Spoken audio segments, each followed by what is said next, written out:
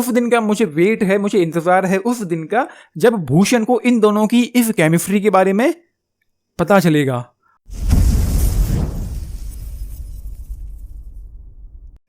नमस्कार दोस्तों मैंने अभी प्राइम वीडियो पर पंचायत का सीजन 4 देखकर खत्म किया है। टोटल 8 एपिसोड देखे गए हैं इस बार भी। एंड भाई सीजन 5 के लिए मैं इतना ज्यादा एक्साइटेड हूं कि पिछले 3-4 सालों में मैं किसी भी मूवी या किसी भी सीरीज के लिए एक्साइट नहीं हुआ था।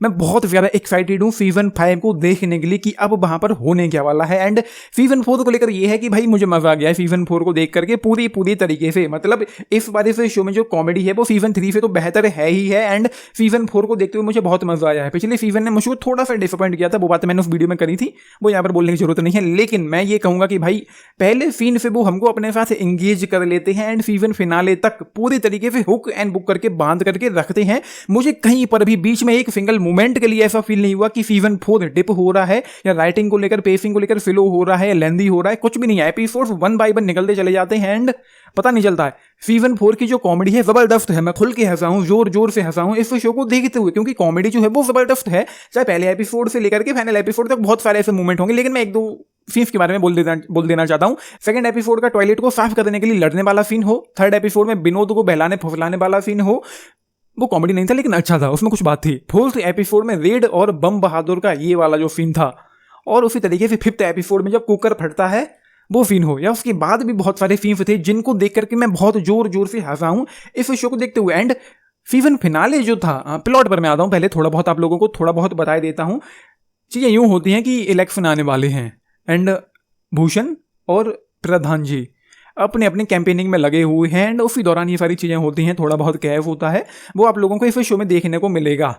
उसके अलावा क्या क्या होता है आप लोग खुद ही देख लेना, मुझे बताने की जरूरत नहीं है। एंड एक चीज और है जिसके बारे में मैं सोच रहा था कि उस दिन का मुझे वेट है, मुझे इंतजार है उस दिन का जब भूषण को इन दोनों की इस केमिस्ट्री के बारे में पता चलेगा। उस दिन क्या होगा, उस दिन मजा आएगा इस शो में। एंड हाँ, इस शो के एंड में जो इलेक्शन का रिजल्ट आने वाला होता है वो मैंने गैस करने की कोशिश की थी।